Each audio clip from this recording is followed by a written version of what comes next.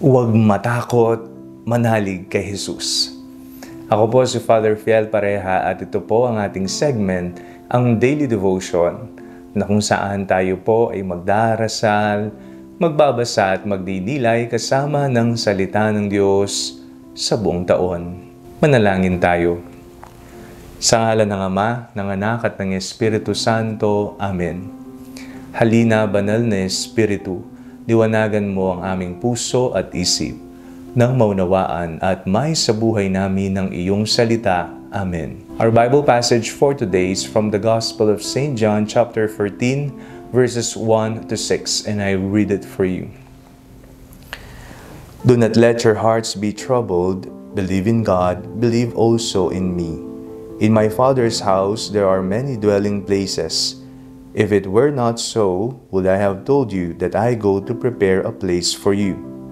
And if I go and prepare a place for you, I will come again and will take you to myself, so that where I am, there you may be also. And you know the way to the place where I am going. Thomas said to him, Lord, we do not know where you are going. How can we know the way? Jesus said to him, I am the way and the truth and the life. No one comes to the Father except through me. Nakapagbibigay po ng kaginhawaan, kapayapaan, kapanatagan sa ating puso at kaisipan ang binasa po nating Ebanghelyo. Nanggaling na mismo sa ating Panginoong Jesucristo, huwag kang mangamba, huwag kang matakot. Do not let your hearts be troubled. Manalig ka sa Panginoon.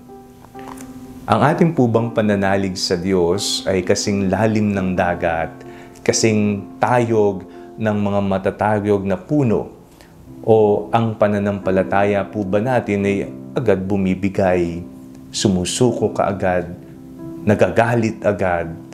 Papaano po ang iyong pananampalataya sa Diyos?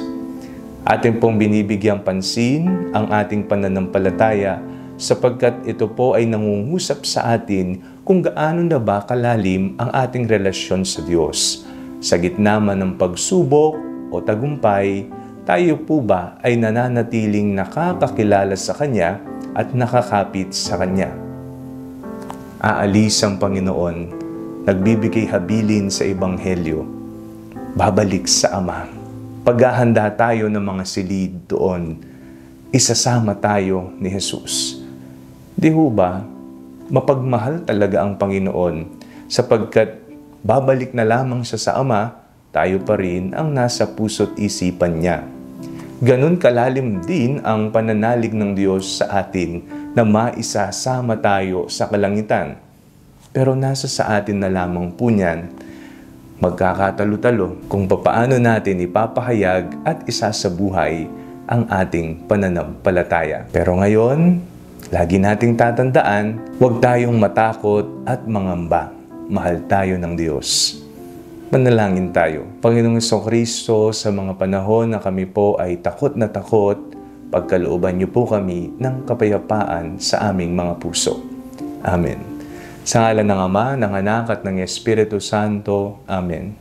Huwag po ninyong kalimutang i-like ang video ito. Mag-comment po kayo and share it with your family and friends.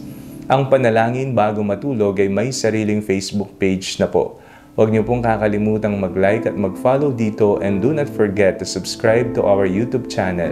I-click niyo lamang po ang link na nasa description ng video ito, o kaya naman po just search Father Fiel Pareha. At kung nais niyo pong maging updated sa ating pagpapahayag, you can join our broadcast channel dito po sa ating Facebook page. God bless you po.